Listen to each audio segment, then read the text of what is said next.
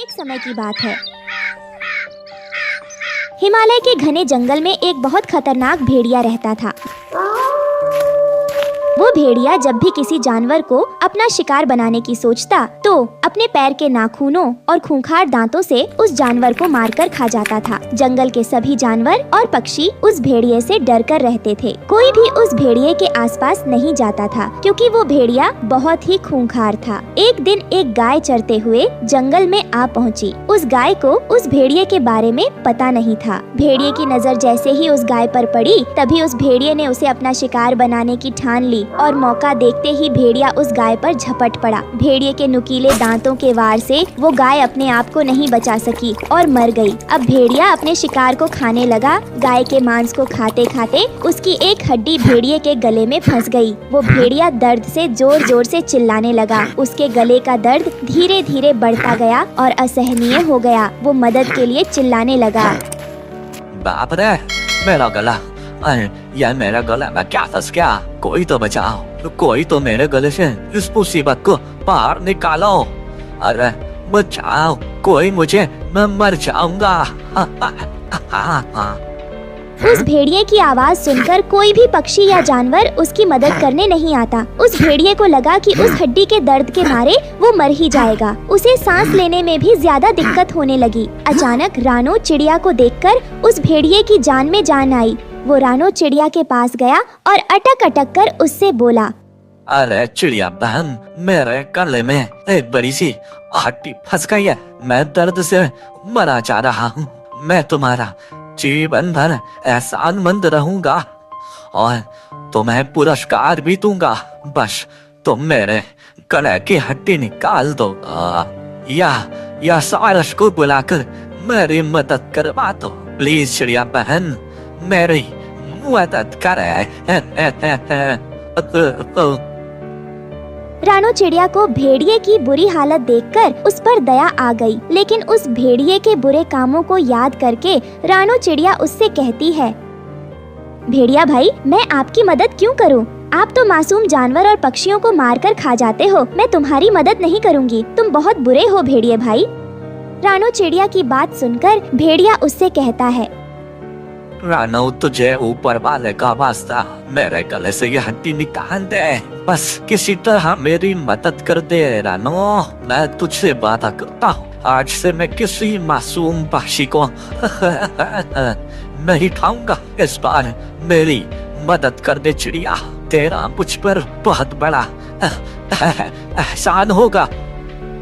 भेड़िए के ऐसा कहने पर रानो चिड़िया उसकी बात मान जाती है और मदद के लिए सारस को बुलाने जाती है।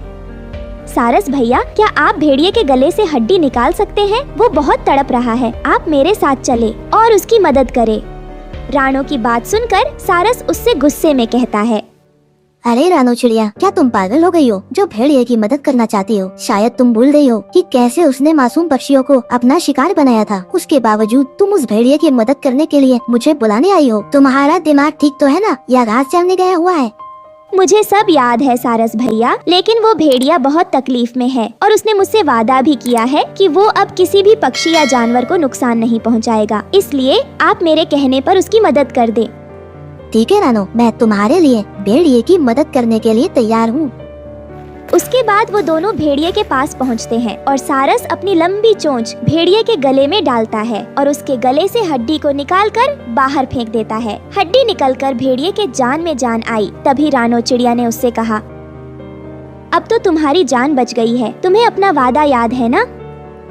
रानो चिड़िया की इस बात पर भेड़िए ने बहुत ही बेशर्मी से उत्तर दिया, मूर्ख पक्षी, तुम्हारी हिम्मत कैसे हुई मुझसे ये सब कहने की? भला मैं क्यों भूखा रहूंगा? मुझे तो जानवर और पक्षियों का मांस खाने में बहुत मजा आता है। मुझे तो जानवर और पक्षियों का मांस खाने में बहुत मजा आता है। और तुम दोनों के लिए यह किसी पुरस्कार से कम नहीं है कि मैंने तुम दोनों को अभी तक जिंदा रखा है। सारस, तुमने अपनी गर्दन मेरे मुंह में डाली और फिर भी तुम सही सलामत हो। जरा सोचो, अगर मैं अपना जबड़ा बंद कर देता तो तुम्हारी गर्दन तो मेरे पेट में होती और तुम इस दुनिया से चले गए होते। ऐसा कहकर भेड़िया चला गया। रानो, मैंने तुमसे पहले ही कहा था, ये भेड़िए किसी के सगे नहीं होते। अब देखो तुम्हारी गलती का नतीजा। अब तो मैं यहाँ से जा रहा हूँ, क्योंकि ये भेड़िया कभी भी किसी को भी खा सकता है। वहीं रानो चिड़िया बहुत परेशान होती है और अपने बच्चों के पास पहुँचती है। गुड़िया बेटा, हमें यहाँ से जल्दी निकलना होगा, वरना वो भेड़िया हम सबको खा जाएगा। लेकिन माँ, हम कहाँ जाएंगे और कहाँ पर रहेंगे? गुड़िया बेटा, हम नदी पार जंगल में चलते हैं। वहाँ किसी पेड़ पर एक मजबूत घोंसला बना लेंगे और वहीं पर रहेंगे। कम से कम हम वहाँ इस शिकारी भेड़िए से बच तो जाएंगे। ठीक है माँ, मैं अपना सामान रख लेती हूँ। वहीं दूसरी तरफ भेड़िया जंगल के थोड़ी ही दूर गया तो उसका पैर जंगल के दलदल में फंस गया और भेड़िया उस दलदल में डूबने लगा। वो जोर जोर से चिल्लाने लगा, अरे अरे कोई बचाओ मुझे, अरे कोई है, मुझे बचाओ, अरे अरे कोई रानो बचाओ चिड़िया ने मुझे, एक बार कोई फिर है, भेड़िए मुझे की बचाओ। आवाज सुनी और वो तुरंत भेड़िए की मदद के लिए पहुंच गई। अरे रानो बहन, मुझे बचा लो बहन, तुम्हारा बहुत एहसान होगा। मुझे एक बार इस दलदल से बाहर निकाल दो, मुझे बचा लो बहन, मुझे बाहर निकाल दो इस दलदल से। रानो चिड़िया ने भेड़िए को बचाने की सोची, तभी उसे भेड़िए की बात याद आ गई। इस बार मैं तुम्हारी बातों में नहीं आने वाली। तुम जैसे धोखेबाज जानवर को ऐसे ही छोड़ देना चाहिए। अब फंसे रहो इस दलदल में, यही तुम्हारे कर्मों की सजा है। ऐसा कहकर रानो चिड़िया भेड़िए को वहीं दलदल में छोड़कर अपने घर वापस आ जाती है और भेड़िया दलदल में डूबकर मर जाता है। भेड़िया के मरने की खबर पूरे जंगल में आग की तरह फैल जाती है। फिर सभी पक्षी और जानवर खुशी खुशी उस जंगल में रहने लगते हैं।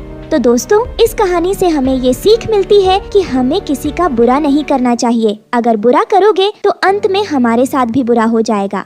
भूरा चिढ़ा और उसकी पत्नी बहुत गरीब पक्षी थे। दोनों की उम्र भी हो चुकी थी। उनकी 2 बेटियां थीं, जिनका नाम रानो चिड़िया और लाडो चिड़िया था। उन दोनों के माँ बाप अपने घर में ही मिट्टी के छोटे छोटे खिलौने और घर की सजावट का सामान बनाते थे और भूरा चिढ़ा जंगल में घूम घूम कर उन खिलौने को बेचा करता था। रेड लाइट होने पर जब हवाई मोटर रुकती, तब भूरा चिढ़ा अपने खिलौने बेचने के लिए उन हवाई मोटरों की ओर दौड़ पड़ता था और अपने खिलौने उन पक्षियों को बेचा करता था।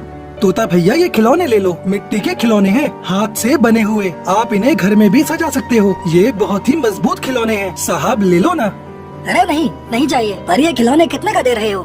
भैया जी 200 रुपए का है, ये खिलौना ले लो ना। इतना महंगा? इससे अच्छा तो मैं दुकान से खरीद लूंगा। वहाँ बहुत मजबूत और टिकाऊ अच्छे सामान मिलते हैं। तुम्हारे सामान की तो कोई गारंटी भी नहीं है। चलो भागो यहाँ से, मुझे कुछ भी नहीं चाहिए। ये बात सुनकर भूरा चिड़ा उदास हो जाता है। भूरा चिड़ा के लिए उन खिलौनों को बेचना एक चुनौती भरा काम था। उसे पक्षी देखना तो दूर, अपना मुंह फेर लेते थे। अपनी पत्नी के बनाए हुए सामान को बेचने के लिए वो बहुत मेहनत करता था। इसी दौरान एक दिन भूरा चिड़ा सामान बेचने के लिए जल्दबाजी में रास्ता पार कर रहा था कि अचानक सामने से आ रही एक तेज रफ्तार हवाई मोटर ने भूरा चिड़ा को जोरदार टक्कर मारी और भूरा चिड़ा वहीं जमीन पर गिर गया। इस हादसे में भूरा चिड़ा की मृत्यु हो गई। भूरा चिड़ा की लाश जब घर लाई गई तो उसकी पत्नी यह सदमा बर्दाश्त नहीं कर सकी और उसकी भी मृत्यु हो जाती है। भूरा चिड़ा की मौत के बाद उनकी दोनों बेटियां अनाथ हो गई। लाडो चिड़िया जोर जोर से रोने लगी और अपनी बड़ी बहन रानो चिड़िया से कहती है, मेरी बहन, मैं हूँ ना, तेरी बड़ी बहन हमेशा तेरे साथ है। मैं तेरा ख्याल रखूंगी, तुझे कभी भी माँ और पिताजी की कमी महसूस होने नहीं दूंगी। दीदी, अब हम क्या करेंगे, कहाँ जाएंगे और क्या खाएंगे? हमारे पास तो पैसे भी नहीं है जिससे हम अपना गुजारा कर सके।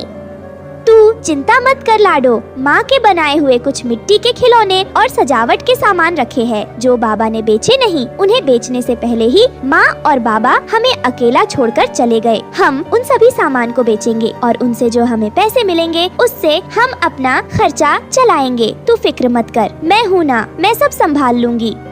फिर दूसरे दिन रानो चिड़िया और लाडो चिड़िया जंगल के किनारे बैठकर बचे हुए मिट्टी के खिलौने और सामान बेचने लगती है। उन दोनों बहनों को सामान बेचते हुए देखकर जंगल से गुजरने वाले राहगीरों का दिल पिघलने लगा और वो पक्षी रानो चिड़िया और लाडो चिड़िया का सामान खरीदने लगे। ये सामान कितने का है चिड़िया, बताओ जरा। मेम साहब, सिर्फ 100 रुपए का है, ले लो ना। ये बहुत ही मजबूत, टिकाऊ, सुंदर सामान है और वो भी बहुत सस्ते दाम में। ये सुनकर गोरी उन दोनों अनाथ बहनों से कहती है, बहुत महंगा है ये सामान, मैं तो 50 रुपए ही दूंगी। ठीक है मैडम, आप इसे 50 रुपए में ही ले लीजिए। तभी वहाँ एक और पक्षी आता है और वो उनसे कहता है, अरे चिड़िया, ये खिलौना और ये बर्तन दो मुझे। ठीक है, ये लीजिए, आपके पूरे 100 रुपए हो गए। इस तरह से रानो चिड़िया और लाडो चिड़िया की ठीक ठाक कमाई हो गई थी। शाम को दोनों बहन घर लौट कर आई तो रानो चिड़िया कमाए हुए पैसों को गिनने लगी। तभी उसकी छोटी बहन लाडो चिड़िया उससे बोलती है, दीदी आज तो पूरे 300 रुपए की कमाई हुई है। मजा आ गया आज तो। बस ऐसे ही हमारी कमाई होती जाए तो हमारी जिंदगी कितनी आसान हो जाएगी। हमें फिर गरीबी का सामना नहीं करना पड़ेगा। हाँ लाडो, आज तो ठीक ठाक कमाई हो गई है, लेकिन इतने से पैसों में हमारा काम नहीं चलेगा। माँ के बनाए हुए सामान जल्दी ही खत्म हो जाएंगे। फिर हमें जल्दी ही सोचना होगा कि सामान खत्म होने के बाद हम क्या करेंगे, क्योंकि हमारे पास बेचने के लिए कुछ भी नहीं होगा। इसलिए तुम ज्यादा खुश मत हो, अभी हमारी परेशानी कम नहीं हुई है।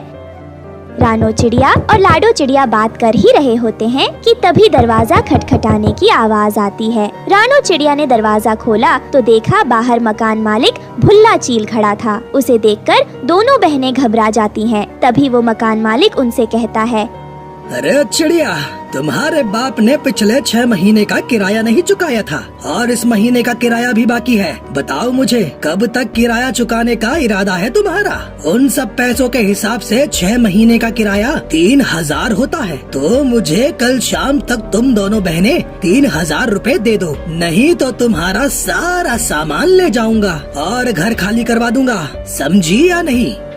ये सुनकर वो दोनों बहनें भुल्ला चील से विनती करने लगती हैं। सेठ जी, आपको तो पता है ना, हम अनाथ हो गए हैं। हमारा इस दुनिया में कोई भी नहीं है। इतनी बड़ी रकम हम कहाँ से लाएंगे, वो भी इतनी जल्दी? आप हम पर रहम करो, हमें थोड़ा समय दे दीजिए। हम आपसे वादा करते हैं कि थोड़ा थोड़ा करके आपका किराया जरूर चुका देंगे। आप फिक्र मत करो, बस हमें थोड़ी और मोहलत दे दो। तो ठीक है, तुम दोनों बहनें आज से ही शुरुआत कर दो। लाओ, आज के पैसे मुझे दो। जितने भी पैसे हैं तुम्हारे पास सब मुझे दे दो। फिर भुल्ला चील रानो चिड़िया के हाथ से सारे पैसे छीन लेता है और वहाँ से चला जाता है। वो दोनों बेबस खड़ी खड़ी ये सब देखती रह जाती है। फिर दूसरे दिन लाडो चिड़िया और रानो चिड़िया ने मिट्टी के खिलौने बेचकर जो भी कमाया वो भी जालिम चील ने किराए के नाम पर उनसे छीन लिया। ये देखकर वो दोनों बहुत गुस्सा हो जाती है। दीदी, इस तरह से तो हम एक भी पैसा इकट्ठा नहीं कर पाएंगे। हमारे पास कुछ खाने के लिए भी पैसे नहीं हैं। अब हम क्या करेंगे? हाँ लाडो, तुम बिल्कुल ठीक कह रही हो। कल उस मकान मालिक को आने दो, मैं उससे साफ साफ टुकड़े में मना कर दूंगी। हमारे पास उसको देने के लिए एक भी पैसा नहीं है। वो दोनों बहनें ये सब बातें कर रही होती हैं, तभी अचानक तेज बारिश शुरू हो जाती है और मकान मालिक फिर दोबारा उनके घर आता है। हाँ तो रानो चिड़िया, बताओ अब तुम्हारा क्या कहना है? इतने दिन हो गए, पैसों का इंतजाम हुआ है या नहीं? चील अंकल, अब कौन से पैसे? आप वैसे भी हमसे अब तक बहुत पैसे ले चुके हैं, बस अब और नहीं। अब हम आपको एक फुटी कोड़ी भी नहीं देंगे। आपको जो करना है कर लो। ये सुनकर भुल्ला चील आग बबूला हो जाता है। अच्छा, तेरी इतनी हिम्मत, तू मुझे ना करेगी। देख अब मैं तेरे साथ क्या करता हूँ। सुनो साथियों, जितना भी इनका सामान है उसे उठाकर घर से बाहर फेंको। और हाँ, उसके बाद इन दोनों अनाथ बहनों को भी धक्के मारकर घर से बाहर निकाल दो। ये सुनकर भुल्ला चील के साथी पक्षी उन दोनों का सारा सामान बाहर फेंक देते हैं और उन दोनों को भी घर से बाहर निकालने लगते हैं। मालिक रहम करो हम पर, हमें इस घर से बाहर मत निकालो। अभी बाहर बहुत तेज बारिश भी हो रही है, हम कहाँ जाएंगे? हमारे पास रहने के लिए कोई आसरा भी नहीं है। मगर भुल्ला चील उन दोनों बहनों की एक भी नहीं सुनता और उन दोनों अनाथ बहनों को बारिश में बेघर कर देता है। वो दोनों बारिश में भीगती हुई रोती बिलखती एक पेड़ के नीचे आकर बैठ जाती है। दीदी, अब हम क्या करेंगे? इस बारिश में हमें कोई आसरा भी नहीं देगा। हम कहाँ जाएंगे? लाडो, तू परेशान मत हो, भगवान हमारी सहायता जरूर करेंगे। वो हमें कोई ना कोई रास्ता जरूर दिखाएंगे। तभी उन दोनों बहनों को किसी पक्षी के रोने की आवाज सुनाई देती है। वो बारिश में भीगती हुई उस आवाज के पीछे जाती है। वो वहाँ जाकर देखती है कि एक पिंजरे में एक चिड़िया कैद है और वो मदद की गुहार लगा रही है। लाडो और रानो चिड़िया बिना कुछ सोचे समझे उसे आजाद कर देती है और वो चिड़िया बाहर निकलकर एक सुंदर सी परी में बदल जाती है। उसे देख दोनों बहनें दंग रह जाती हैं। अरे बाप रे, ये तो एक जादुई परी है। हाँ, मैं एक जादुई परी हूँ और तुम दोनों का बहुत बहुत शुक्रिया जो तुमने मुझे इस पिंजरे से आजाद किया। और तुम परेशान मत हो, मैं तुम दोनों बहनों की सारी परेशानी जानती हूँ और मेरे पास उसका उपाय भी है। सच में परी जी, आप जानती हैं हम दोनों बहनों के पास रहने के लिए कोई आसरा नहीं है और इस बारिश में हम ऐसे ही भीगते रहे तो हम बीमार पड़कर मर जाएंगे।